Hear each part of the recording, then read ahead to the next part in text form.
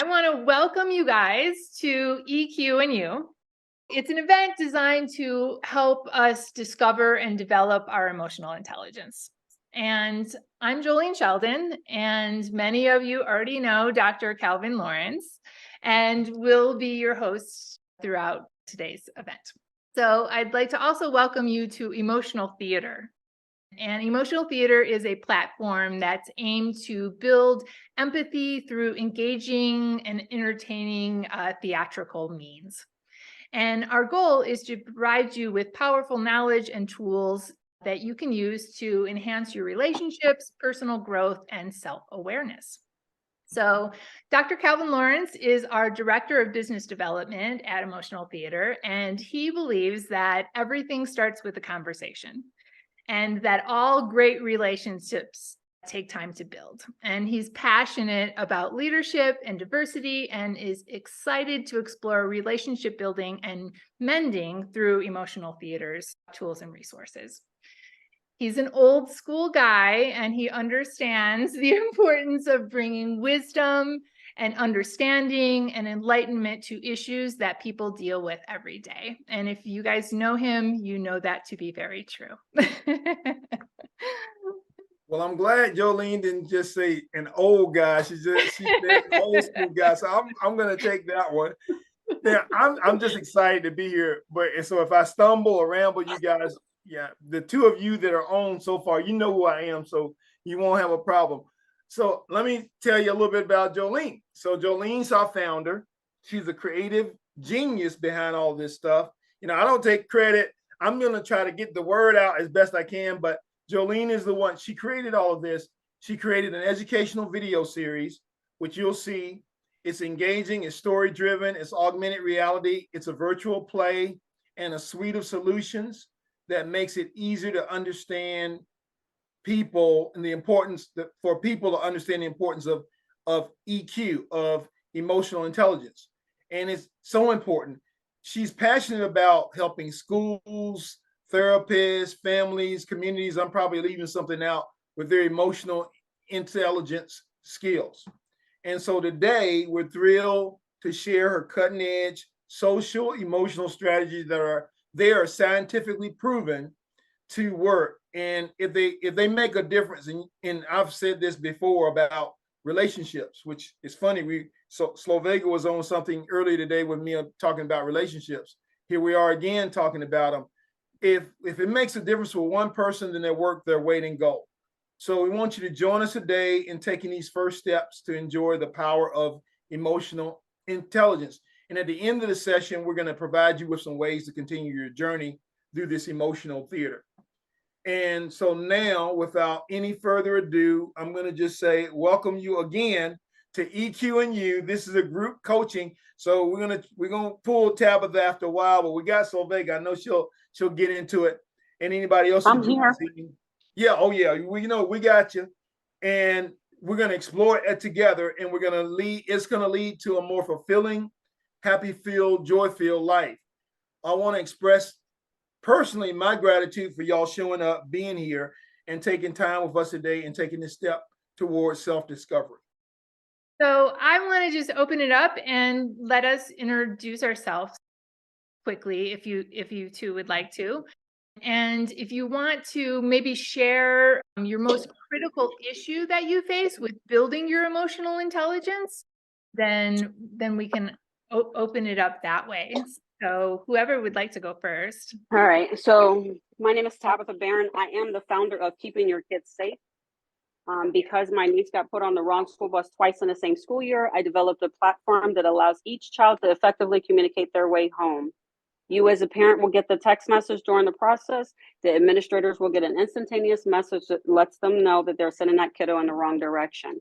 And it actually tells them where they should be sending them instead and what stop they're to get off at. And in that way, that will help them get home to their destination. The beauty of our program is that it does cover 100% of the school population. So that means walkers and bikers, car riders, childcare bus riders, and the yellow bus riders all get scanned off of the elementary school campus. And now we have a time and date stamp for every single child that is in the school. Wow. And I came because I'm building a relationship with Calvin. And Tabitha, where are you from? I'm originally from Pittsburgh, Pennsylvania, but I am currently living in Houston, Texas area. Nice. Wow. And what an amazing product to have that reassurance that your child is en route back home. I mean, there couldn't be any more of a security blanket than that. Wow, that's really beautiful. Right. Thank you. My name is Solveiga, and I done ETRA, and I'm still doing ETRA for like 14 years. But I in the last 7 years, I've been helping people with their job search and interviews. And I realized how much I enjoy that. It's nothing better than to get a call from somebody that you helped.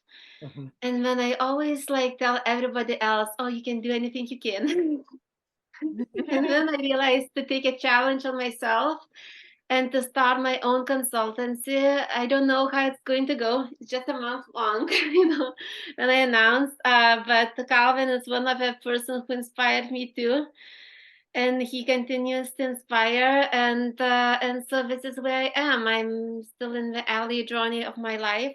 I don't know if it's going to work or not, but I know if I didn't try, I would regret. So that's why I'm here, and as I said, I really like Calvin's support and help, and I thought I'm just interested to see how he's leading the workshops. We promote each other, so I think I can promote better Calvin when I'm part of his workshop. And Slovenia, where are you from originally? Because you don't sound like you're originally from DC or Virginia. And I think I will never sound it, no matter how much I try it. That's okay. That's all right. I'm from Lithuania. Beautiful. Great. Wonderful. Great. Well, welcome. Thank you for sharing and introducing yourself. We're going to jump in and get this show on the road. So during this two-part event, we will be covering 9 core competencies of emotional intelligence. So 4 personal competencies that make up our intrapersonal skills will be covered tonight, and 5 social competencies that make up our interpersonal skills will be covered next week, next Friday. So today, in our first session, we will focus on our personal competencies that include videos from our Emotions 101 EQ video series. That series contains 40 engaging videos that cover everything from your intrapersonal skills all the way through to your interpersonal skills, and fills up your toolbox with tools and resources to build and enhance your emotional intelligence. So today we're focusing on 4 of those videos, and they are Thoughts Are Emotions, that is video 4, Conditioned Emotions, which is video 6, Identifying Our Triggers, which is video 9, and the Stress Cliff and Venting video, which is video 18. And then in the second session, next Friday, we'll delve into our social competencies that cover why emotions are contagious, developing rapport, developing empathy, effective listening, and effective communication techniques. Next week should be pretty filling for our toolbox. So I'll drop these video numbers into our side chat so you can either rewatch them after our session today, or you can get a head start on next week's and check out the videos that are coming up. Or you may prefer to discover other videos that interest you out of the series, because you'll have access to the entire 40, and some may resonate with you more. So I'll go ahead and put that into the side here in a second. But I'm going to kick us off with our first video, which is Thoughts Are Emotions. So this video is going to cover that what we're thinking is the emotion that we are experiencing in the now. After we watch this video, we'll jump back and have a quick discussion about it. This video also is part of the series, and I am in augmented reality costume throughout these videos. And it's just a playful way to engage this material and content. And I am a strong believer that once we hit adulthood, that the power of play should not be taken away from us. So it just invokes creativity and lets you engage more playfully. Emotions and feelings are neither right nor wrong, accurate or not. Emotions are simply our body's reaction to what we are thinking, whether we're thinking on purpose or not. Our belief system and other unconscious thoughts are happening on autopilot all the time and often cause our emotions. In most cases, it is our thoughts that create our emotions. Sometimes our unconscious mind and senses are picking up cues from our environment that trigger emotions, such as reading a person's body language or facial expressions and having an automatic emotional response, or sensing danger and having an automatic fear response. The rest of the time, it is not the outside world or the situation that causes our emotional reaction. It is the mental filter that the situation passes through, our interpretation of it, that then causes our emotional reaction to the situation. The situation, interpretation, or our thought, emotion. There is scientific evidence that we have control over our thoughts. And if we have control over our thoughts, we can control our emotions. It may take practice, but it is a skill that we can definitely learn. Here's the process. You recognize that you're having an emotion. You identify the thought that you're having. You change the thought to a more positive one, and then you change your emotion. All right. So to recap that video, what we are thinking is the emotion that we are feeling in the now. If we are thinking about something negative that may happen in the future or that has happened in the past, then we are experiencing that negative emotion in the now. So we're worrying about something that's going to take place that hasn't even taken place, and we're filled with that emotion that's negative. But we have the power to take control of our thoughts and either find a new perspective to look at our negative thoughts through, or to change our thoughts entirely to something we prefer to think about. And this takes time and practice. It's not something that is instant or that lasts for a long time at first. A lot of people identify that they're having a negative thought, that they're worrying about something in the past or future. They identify it and want to change it and do, and then brain takes over and brings you right back to your starting point, and you rehash it again and again. And so when we come to the power that we own in changing our thoughts, then we practice and we practice, and it becomes easier and it becomes easier. And if we can't completely change our thought to something more pleasant that we would like to think about, we can start to change the perspective of it and find something good about it, find a silver lining, and slowly, incrementally move ourselves away from feeling negative to a more positive state of emotion. So recognizing our emotions is a key to this component.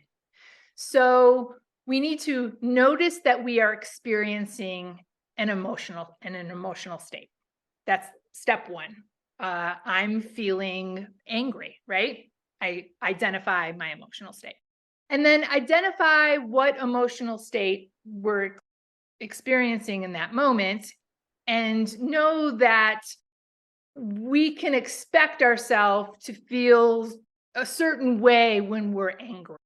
And we know when our anger escalates and what our experience is when we're in rage and when it is pensiveness and we just have negative thoughts.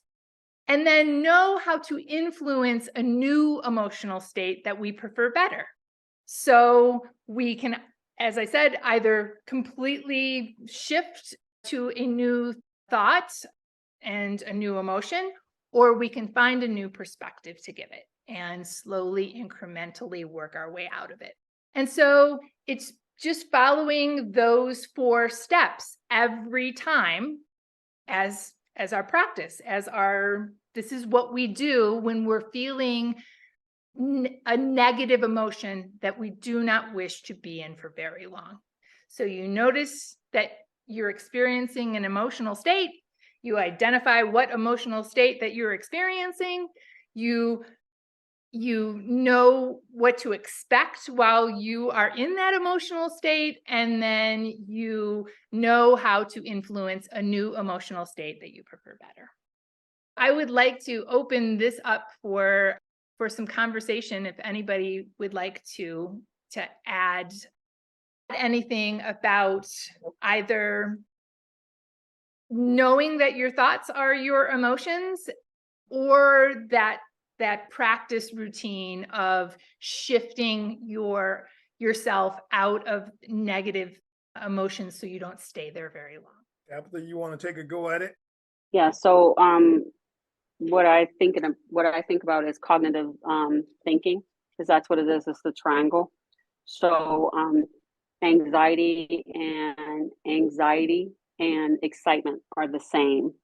So by just when you have anxiety, being able to change those phrases to say I'm excited about something versus I'm anxious about something, potentially will change how we approach our feelings. And although we're feeling anxious, but we feel that same feeling when we are really excited. And I think that might be what you're talking about, right? Yes, and it's the perspective that you put on it, right? You associate anxiety as negative, that but you get all of those feelings in your body when you're excited as well. And so if you have an opportunity to slightly shift that perspective of, if you tell your mind, I'm excited, rather than I'm scared and I'm anxious, right, then your mind allows you to feel something slightly better, right? right. Yeah. I'm gonna jump in before Slovega. I know she's thinking this thing through because she's a great reflective thinker. But Tabitha hit one that is real close to my heart. There's probably all of these are really close. That is why Joleen wrote me in. She didn't have to wrote me in. I just kind of fell into this thing. But when I think about being a public speaker and having to transfer my thoughts, I've done this and have had to work on this. And maybe if I'd have met Joleen earlier, I wouldn't have had to work so hard to figure this thing out. But Tabitha's point is, so I'll make the analogy and I'll make it quick. I can either be anxious about going on stage or I can be excited. And excited is positive. Excited is the good piece. And I've worked on transferring to being excited that I'm going to perform, but I'm going to do something that's going to be valuable, Slovega, to the people who are in the audience that are going to see me. And it's important for me to be at my best. So I'm excited, but I'm going to even then I'm going to keep that excitement level down to where I can do a good job and come off feeling like I've given them something that they deserve. But when I first started my career in public speaking, it was the other side of it, was the anxiety thing that kind of got to me a little bit every once in a while. And I won't say that it doesn't even now, but knowing this and having these tools and practicing the tools, wow, it will make a difference. And I think it already has. Okay, I'm done. So I have one question for you, Calvin. Yes, so ma'am. if you were, okay, make sure you don't see me. You're Yeah. a leader in Yes. school, right? So you used to Yes. be a principal. And Yes. so with you standing in front of a bunch of children, Yep. how do you still have that Anxiety. have any type of anxiety about Yeah. a public speaking? We had this talk maybe before at one time, Tabitha, but I'm gonna go back through it because it's a good question. So and I had classrooms with multiple people and even adult classrooms, right? But there's something about being on the stage that is different than being in the classroom or being with a bunch of elementary school kids or middle school kids or high school kids even. It's just a little bit different. Oh, I'll give you one. I was in a room with a bunch of lawyers and high degree people, and it was like, whoa, that switched the whole scenario. And if I had to go back and work with that group again, I got to use this technique to be better because I was very much more anxious, and it should have been an environment that I should have been settled or at least excited or somewhere in the middle, but I wasn't. I went to the other extreme and it kind of brought my performance down. I don't think I did as good a job because I was a little bit more that the anxiety kind of took me over at a certain point because I didn't get what I didn't get. So there is a difference.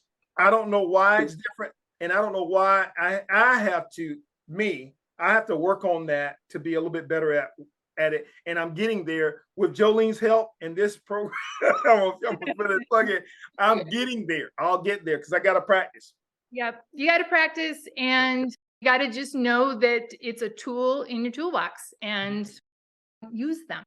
Let's jump on to our next video, which is conditioned emotions. So these are emotions that are somewhat automatically kind of programmed, learned responses to situations. And as much as we feel that it's just an automatic, we do have control, and let's find out how. In our society, there is a common belief that our societal and childhood upbringing do not influence who we are today at the deepest level. Most people don't deny those things have an impact, but they think the effect is minimal and resist believing that their experiences and other people formed their beliefs. However, the reality is that by the time we reach adulthood, all of us have developed a pattern of how we automatically react to life's challenges. We have also developed belief systems and attitudes that have been shaped by those around us. Each of us have learned different ways of reacting, which is why, when faced with challenging situations, some people may react by shutting down, others react with anger, others with anxiety, and others with excitement.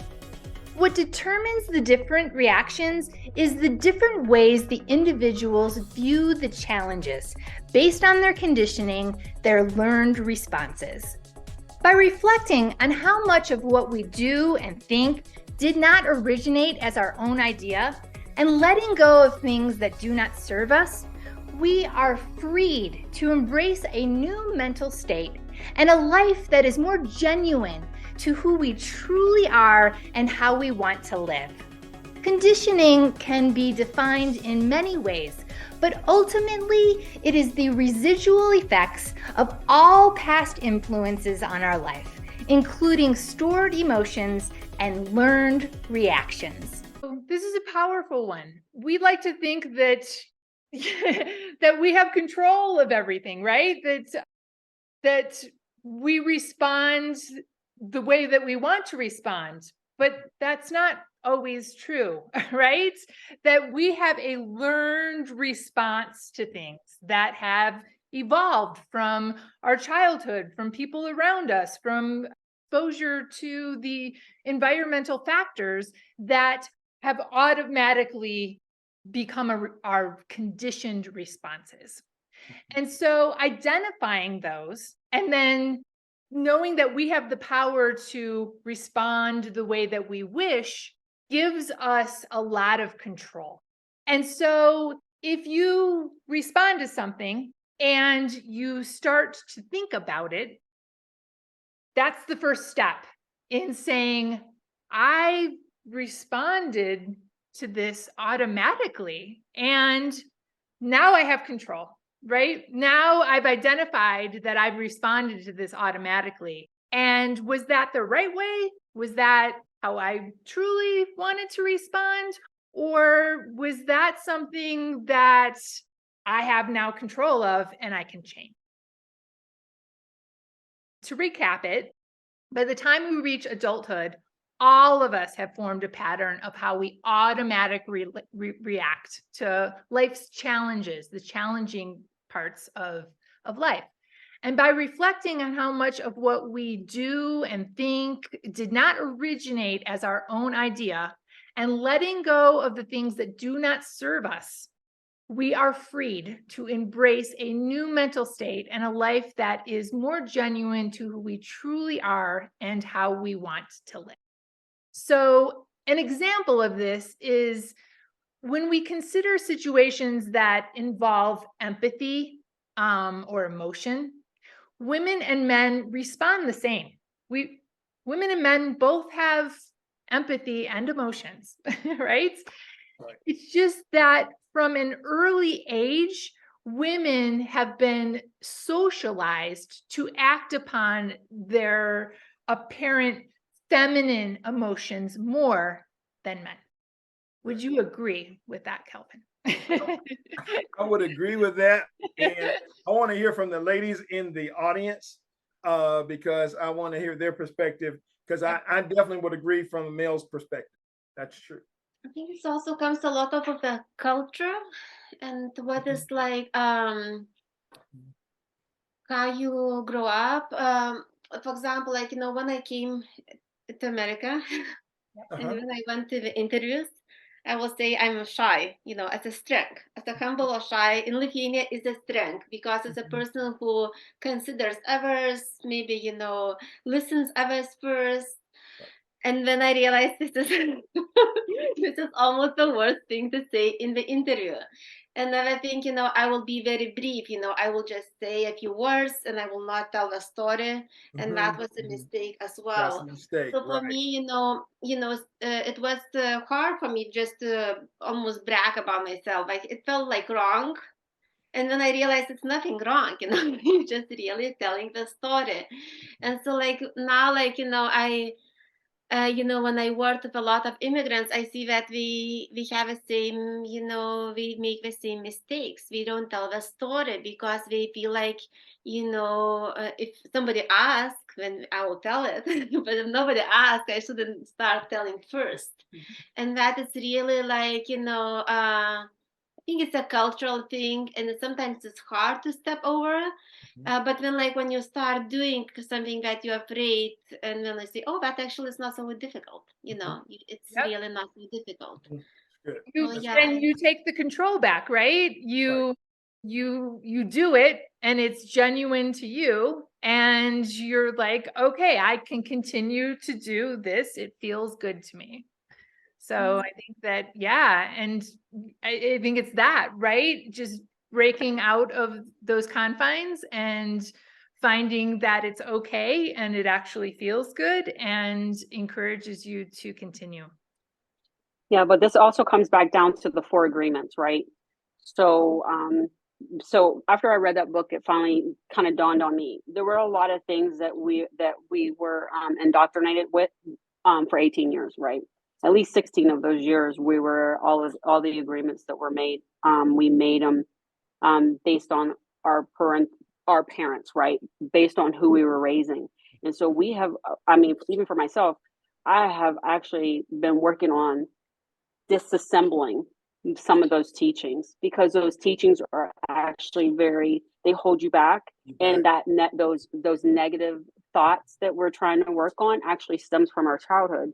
And so I have read the 4 agreements. I have listened to it a number of times, and I know that this is true. Definitely something for sure. And I just wrote about this on LinkedIn.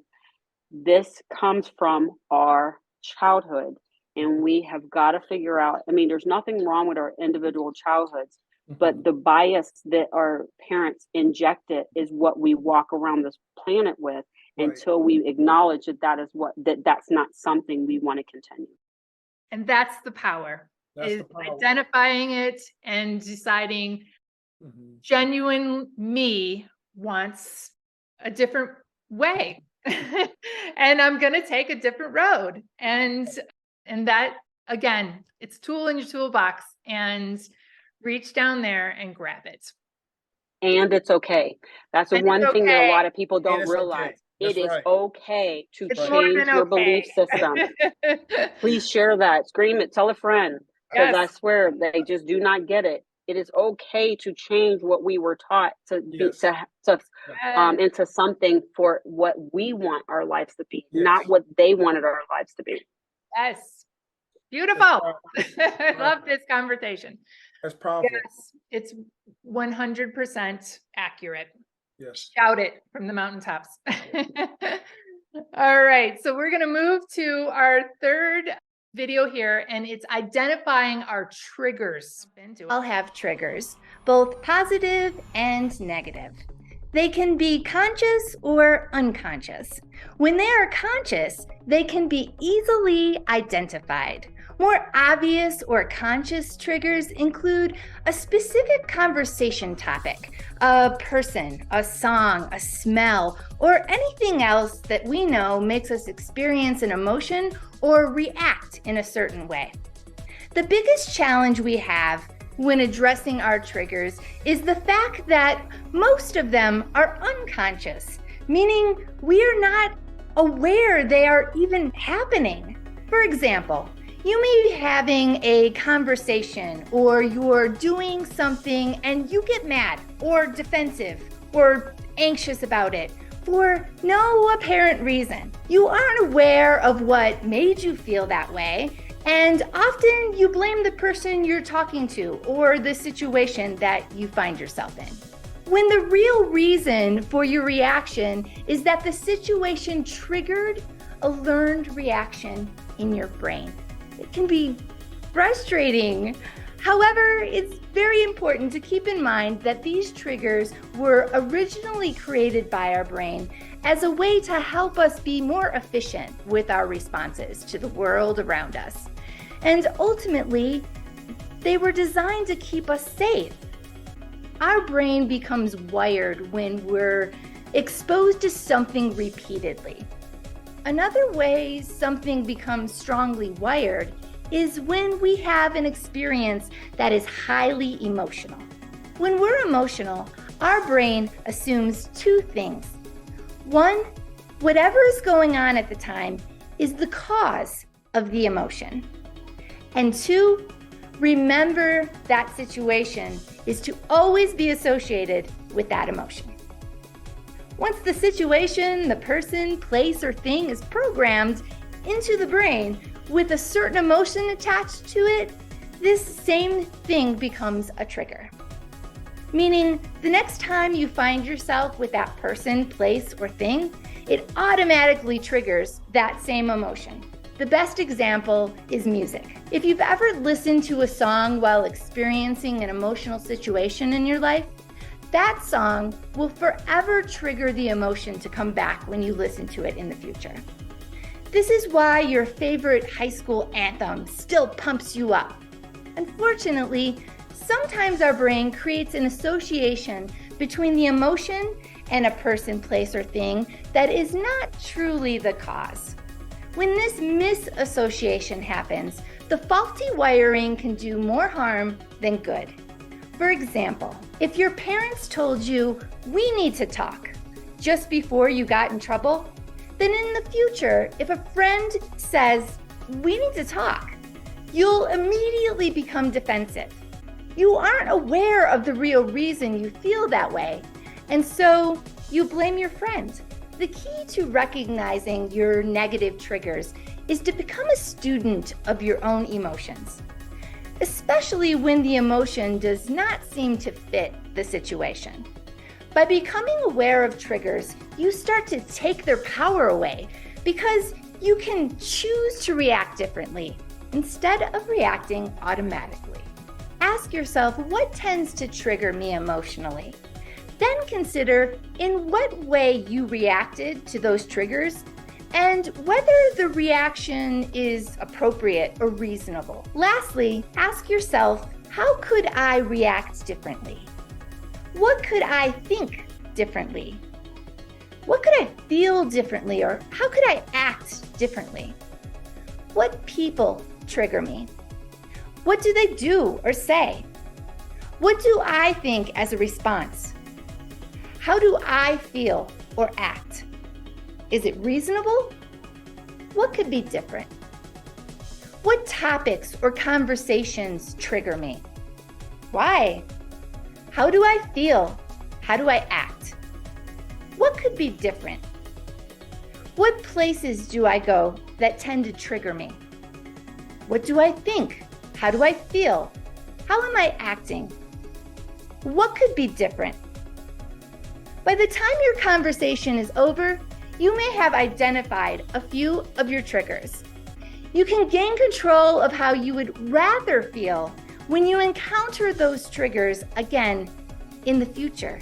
And you can experience the emotion that you wish to have in the now. Triggers. Triggers. They're powerful. And a lot of them are unconscious. It's just on autopilot. And it's really interesting that it's our brain's wiring. So our brain has experienced a high emotion and associated that person, place, or thing with that emotion. And then it becomes something that instantly happens to keep us safe, right?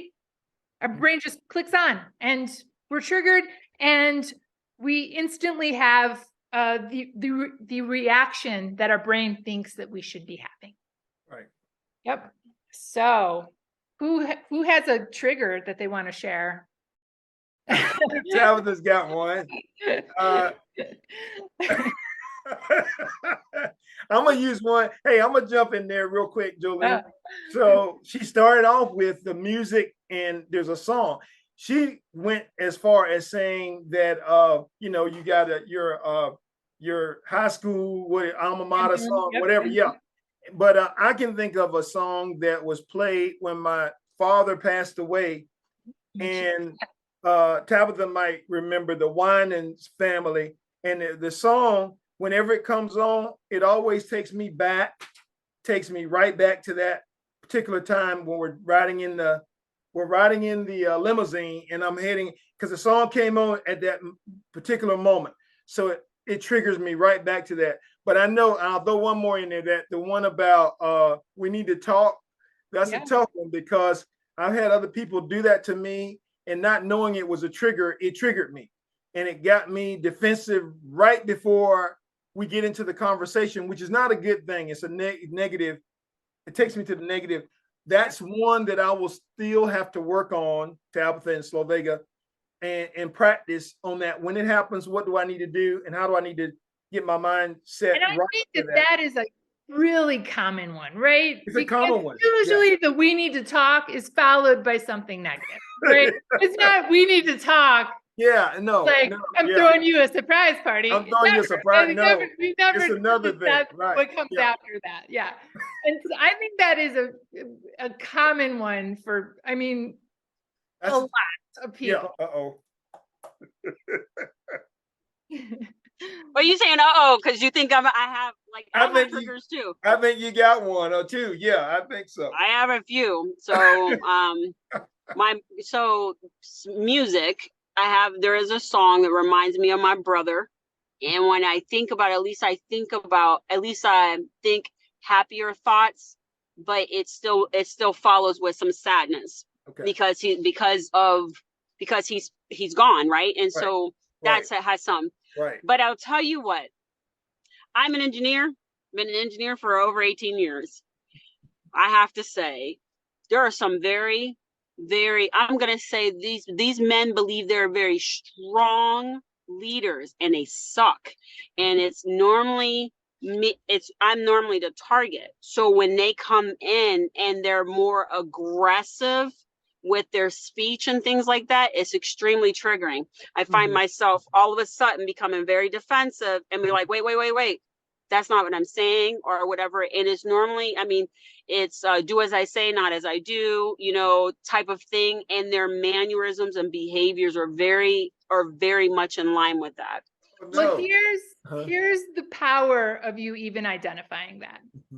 Is that next time it happens, you could start asking yourself, how would I rather respond here? How would I rather have this conversation go? What would I rather say? And you can start to dismantle all of these automatics, you know, the automatic, you know, you throw up the defense of, you know, you're going to talk down to me. You're going to belittle me. You're going to, you know, think you're better than me. And you can start to dismantle it.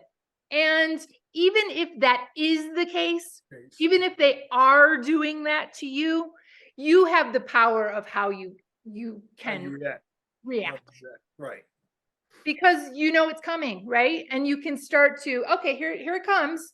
And you know what? I'm not going to raise my blood pressure with this one.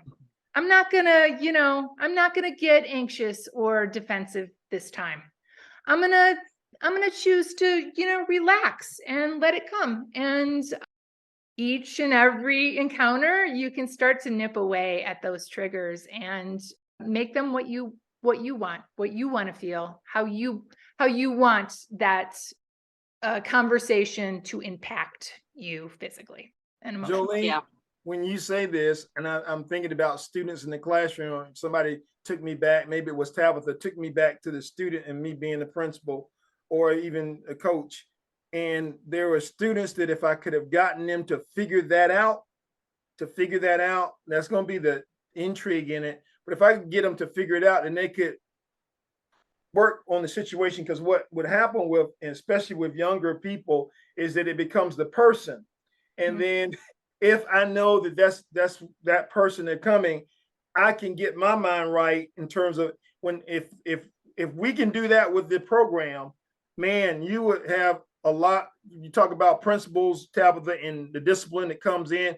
And if you have students that can redirect and make it a positive outcome, and they respond differently than they would have responded in the past, that's a powerful piece. This is one of the things that caught me, and there are others too, but this is one of those ones that triggers that happen because it gives. I remember students who were triggered by certain people or certain processes that we had, and they just couldn't get around it, or they didn't have a strategy to get around it. If someone could have taught them through or given them a program like this, I think they could have. I think there were several that would have been smart enough to figure it out, and they would have reveled in the fact that they would have beaten that piece and gotten over that. Because there's power in it, right? Yeah. That we don't have to be consumed by this automatic response. And a lot of times they're negative, right? I mean, and it throws your whole system into a state of disarray and unhealthy feelings that we don't want. Nobody wants to, you know, stay in a negative state of emotion or be triggered into a state that way.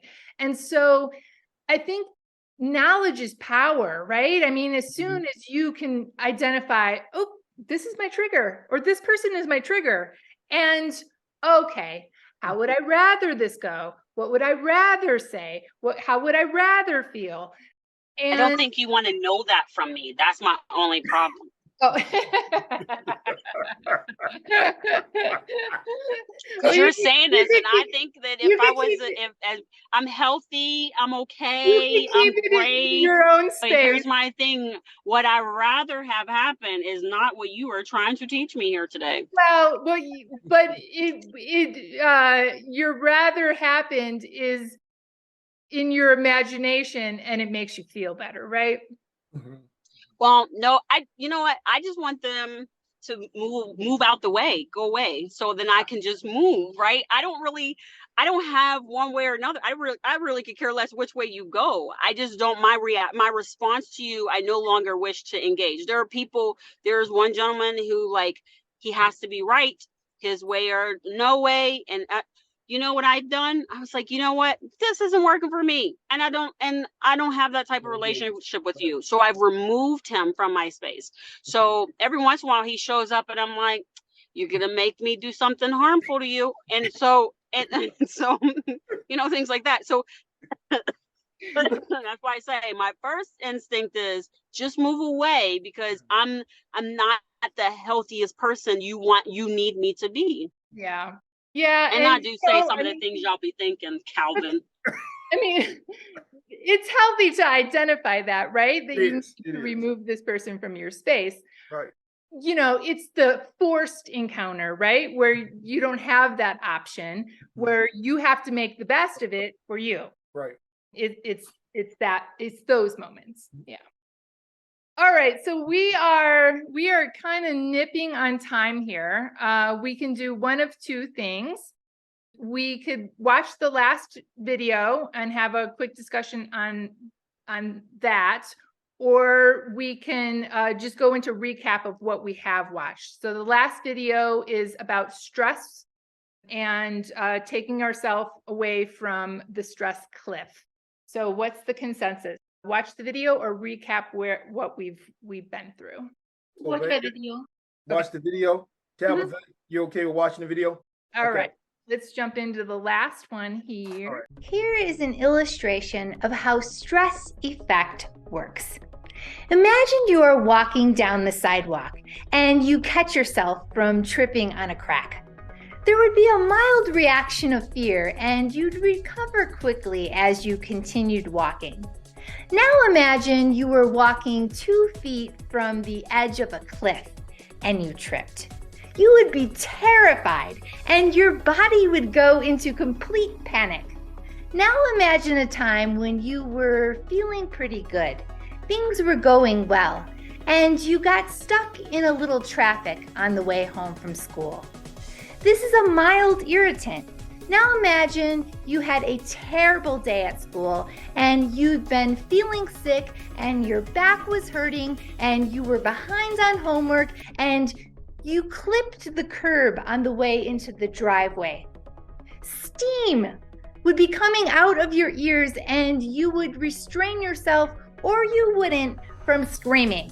The difference in your reaction in each case was the difference in the level that the stressor affected you. The stressor didn't change in intensity, you were closer to your cliff. Stress is cumulative, both in your emotions and your body. Stress from life and the environment each add a new layer to your stress. Feeling uncertain or insecure creates an undercurrent of stress, and then as you face additional stressors throughout the day, you begin to feel weighted down, overwhelmed, frustrated, and you become more and more sensitive to each additional stressor. You're on edge, stressed out, and our bodies are bombarded by an assault of stress hormones and increased hypertension. This puts our body in a less than optimal state, impacting our health, our heart, our digestion, energy levels, and more, depleting our reserves and further adding to our stress. All of these stress sources accumulate as stress effect in the body, eventually leading to poor health. So what can you do about it? You need to back off the cliff and actively practice techniques for reducing your stress. Venting and other stress reduction techniques, the stress balloon. One of the best ways to reduce stress is to express your emotions or vent. Stress builds up in the same way a balloon inflates as you continue to blow into it. Each new stressor is like blowing another breath into your stress balloon. If you just keep adding to it, eventually it will pop. In order to reduce the pressure in your balloon or step away from the cliff, you need to use the release valve. You need to let it out, then express what you're feeling. Venting is different than talking about it. When you're feeling stressed or anxious, it can be tempting to talk about it. A majority of people spend most of their social time complaining about what stresses them out. But the problem with this is that most people don't really express what they're feeling. They complain at a surface level, masking what's really going on. Talking about it makes it worse because it gives the stressor more time, attention, and momentum. For example, if you had a stressful day at school, complaining about it over social for 2 hours just added 2 hours to your crappy day. In contrast, venting is solely for the purpose of getting it out, rather than holding your stress or anxiety or fear inside, increasing your pressure or pushing you towards the cliff. Venting or expressing how you feel helps reduce your stress. There are 2 ways to vent. Way 1, express how you feel to yourself.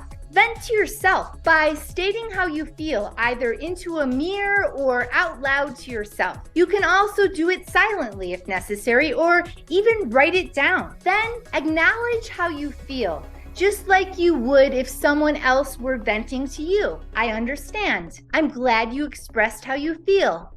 Thank you for sharing that with me. Way 2, express how you feel to a trusted support person. Before you vent, make sure you tell the person that you are venting for the purpose of getting it out and not because you are asking for advice or trying to solve a problem. Make sure they are okay with that. Pick someone who will be supportive, not critical. Pick someone who won't be dramatic or try to complain with their own stories. Pick someone who is good at listening more than talking. You can even give them the acknowledgement phrases you are looking for in return, like, I understand.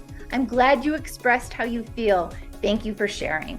If you don't have a friend or family member who can play this role, you can consider seeking support from a counselor, a life coach, or even a support group. Be warned though, most support groups focus more on complaining than venting. Here are additional ways you can reduce your stress level.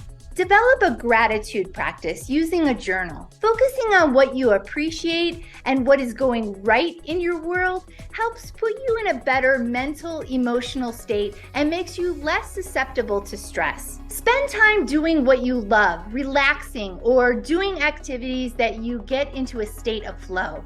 Distance or remove yourself from stressors whenever possible.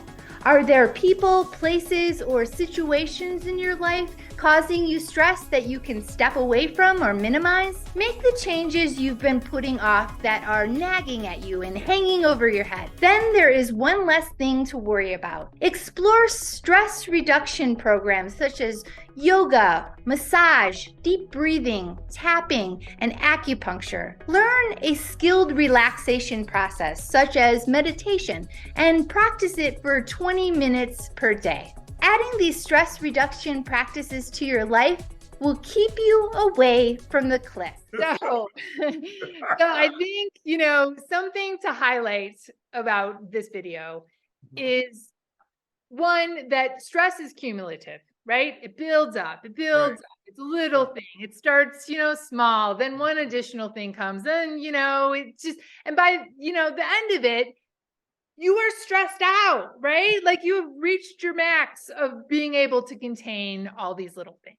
Right. And so we need to release it. We need to slowly use the release valve and get those little bits out before they get packed and jammed together. And that's called venting. You vent it out, you release it, you just get rid of it. And it is very, very different than talking about it. So talking about it is complaining, is just that. You embellish the story, you give it more air, you feed it more life, you continue, to swirl that in your head and your thoughts, and you continue to feel it. If not, you exasperate it. So venting is just that. I got into traffic and it was irritating to me. It's out. You said it. Thank you for sharing that. Let's move on. I hit the curb on the way home into the driveway. It's out. I said it.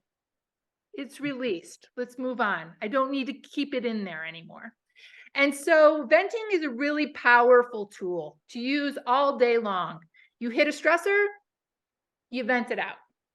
You hit the next one, you get rid of it. You don't bottle that up and keep building it and just tighten it and keep swirling it in your head. You get it out of there and you move on. And it's powerful. I use, a breathing technique, and I use tapping a lot. If you study, some of the techniques, it breaks up the blockage in your chakras, and it just kind of lets everything, flow.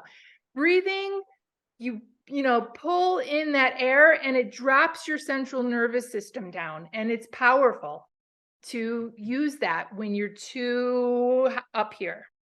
And so you use all those combos of techniques because stress is harmful to us. I mean, physically and mentally, and it makes us sick, literally. You got to get rid of it. You got to continue to vent it out and release it. You got to continue to use practices to lower your stress levels. And it's, we're never going to be absent of stressors in our life, right? Ever, never. And you just take them as they come, and then you get rid of them as quickly as you can. Good. All right. So I'm going to throw some stuff in the chat. If you guys want, Kelvin, if you want to recap. Okay, I'll do a quick recap. So we covered 4 basic things, and I'll share those to the best of my ability. The first one, emotions, are foundational. Emotions are our thoughts, and we have control over them. And I think that's the first one, but it's also powerful in that if you don't get that, we have control over them, then you can't move forward. But once you have control, then the next thing happens. So by adulthood, and we talked about this, you develop these patterns of how you're going to automatically react to life's situations. And Tabitha, you did a real good job of talking about how we've got this stuff. Some of it was good, but there are things that we got to break away from because that was the way our parents thought, or by grandma, somebody else thought, and those aren't beneficial to us. And so we react to these challenges, but we can choose how we want to respond rather than react automatically. And some of those things, I'm 63, but I'm starting to figure out how to work on those. It's not too late. I always said this thing about never being too late. It's not too late to do this too. It's tougher because if you don't have it to begin with, then you don't have to kind of restructure things or reset, but it's worth trying to do that to be the person you want to be. Most of our triggers, going back to the trigger, most of the triggers are unconscious. So we don't even think about them until we start thinking about them. But now Jolene's got me thinking about, I've got at least 3 triggers I know. And I don't have that person like Tabitha as it comes in. But I know when I was in the building, I had some folks that were triggers for me. We can recognize and then change them by becoming a student of our own emotions. And being a student thing, to me, it seems so simple, but yet when I think about it like being a coach and you got to run plays over and over again to try to get to the right play, to do it the right way, I know that this is a practice thing too, so I've got to do it again. And then the last one is the venting, can release pressure. And we have a balloon that can pop. We think about this time that we're in and people are popping, kids are popping. And we've got to figure out a way to manage it. And it's a consistent thing because you're going to have stress all the time. I was thinking about, she mentioned, Queenie mentioned, I keep forgetting the character's name. Queenie mentioned writing it down. Sometimes that's a stress release. And I read something somewhere a long time ago where Abraham Lincoln, that was his thing. He got mad at a bunch of generals. They were crap. They were awful. But his thing was they wouldn't send it out. He wouldn't talk to somebody else, but he would write it down. And they uncovered some of those writings because I don't think he had a shredder back in those days. So some of that stuff was still around, but you could see how he was just, he was ready to get rid of some folks. But then once he got it out, he was good. So I use that technique a lot. Do you? And I'm starting to use that one, Joleen. I have a notebook and I will just write it down. I will just get it out on paper. And it makes me feel better. I'm not sending that to anybody, but I get it out there. Get it out. He didn't send it to anybody either. He didn't send it. He could have sent those letters all, but he never rewarding. did. Right. It's extremely rewarding to write. Mm-hmm. Right. And the act of that, pencil and pen and paper, the physical, physical writing act of doing it is unbelievably rewarding. Or having the gratitude journal, because that's flipping it to the positive, which I think Slovega and Tabitha hasn't seen me do this, but I think part of why I'm on social media, I want to do things and I want to promote my business, but part of it is gratitude. So I throw the gratitude thing out there because I'm opposed to the negativity anyway. And so the gratitude helps me release. It helps me in a way vent, and I get it out, and it helps me maybe more than the people that are reading it, but I know it helps me out because it keeps me positive. Well, and it's finding the positivity in anything. In anything. It is simply gratitude gazing, right? You can look at something and assign gratitude to what you're looking at. And because you're doing that, you are thinking more positively, you have a more positive emotion. It's just that simple. It is. When you start to break it down that way, you in your environment, you can look at anything and assign gratitude for it. Thank you, water bottle, for holding my liquid beverage. You're awesome. I'm going to give it right now. Thank you, Rain, for coming. And I feel great, right? Yeah. Gratitude is very powerful. I think the good people and the bad people in my life. Yeah.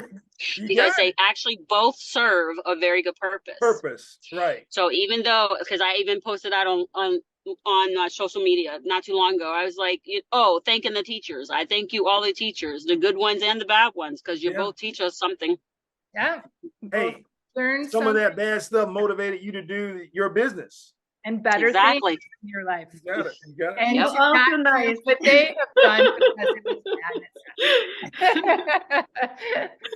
madness. Ladies and gentlemen, thank you so much for spending this time and having these conversations and making our brains better and filling our toolbox with really great things to use. And so if you're available, next Friday, we're going to do the interpersonal skills, which is active listening and developing rapport with people. And we'll find out about, the mirror neurons that take place in our brains and why a smile is so contagious, communication techniques and tools. So in the chat, I have dropped a link to the website. It's that last link, the EQ and You. And on there is a little survey about what Kelvin and I can improve on, what was really great about this setting and experience. And we would really value you to take that little survey and shoot us some feedback about today's session. And if you guys are already signed up for today, so you'll automatically be signed up for next Friday if you can make it. And we hope to see you there. And it'll start at 5. Hope to see you there. Thank you so much. Thank you very much. Thank you so much for coming. Right. All right. Have a lovely rest of the day. Y'all take care. All right. Yeah, have a good weekend. Bye now. Hey, you too.